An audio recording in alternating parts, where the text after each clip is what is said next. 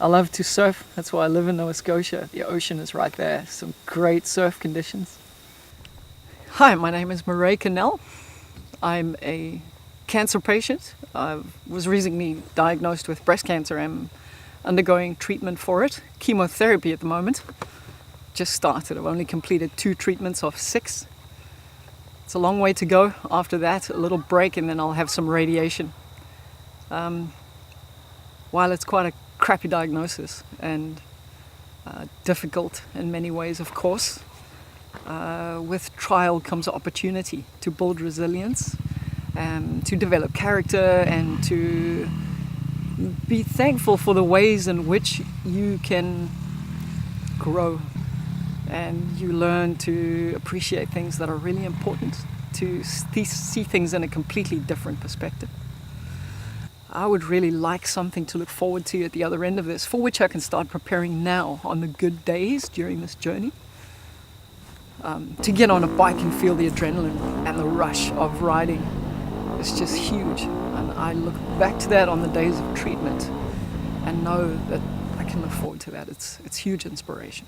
Well, I grew up on this farm in South Africa and I rode dirt bikes. My dad taught me how to ride motorcycles when I was little, and then trucks later on, and then bigger trucks, and then a boat.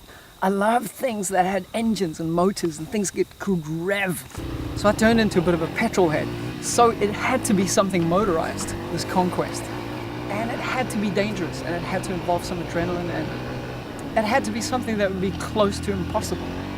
Otherwise, you couldn't call it a conquest. So I like tackling that kind of thing.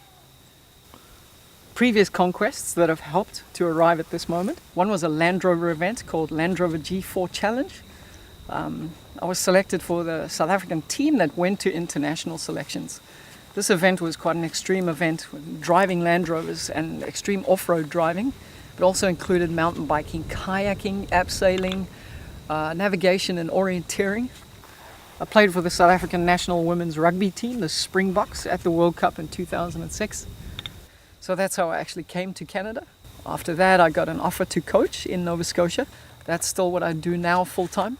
I was the coach last year of the Nova Scotia Canada Games team. So the conquest that I've decided to take on is to make it a goal to ride the corduroy enduro in September of 2019.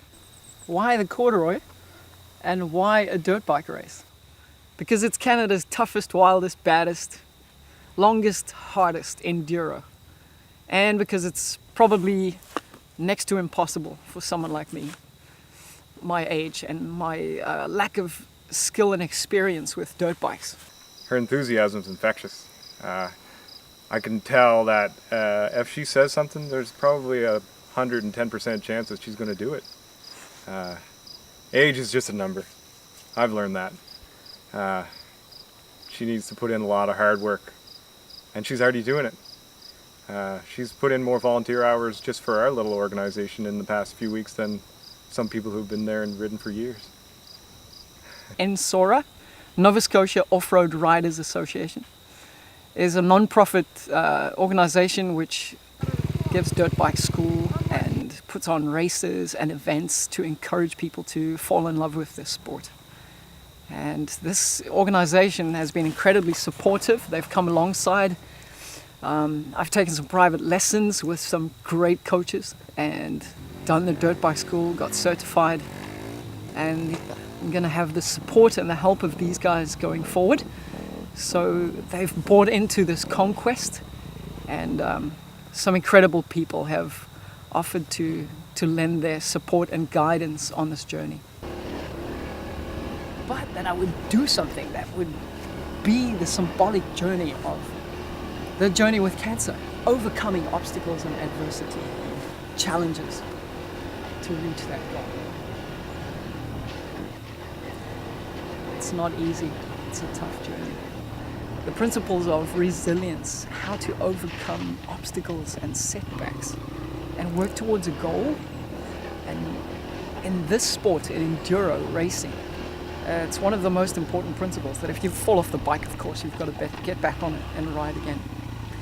So since joining NSORRA, I really have had quite a few falls, and one never stays lying down.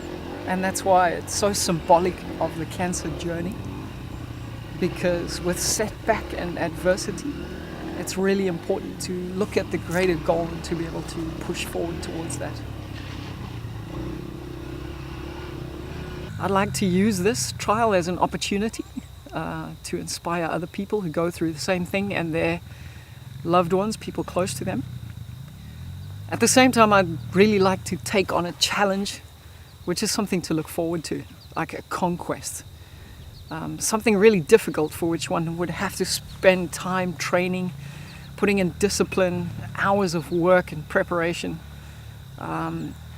so that one has things to look forward to during those crappy times after treatment. When I broke this news to my oncologist, he wasn't very impressed. That was yesterday. And he said, "You're going to survive this treatment and get through cancer only to kill yourself on a dirt bike. That doesn't make a lot of sense." And I was like, it makes perfect sense.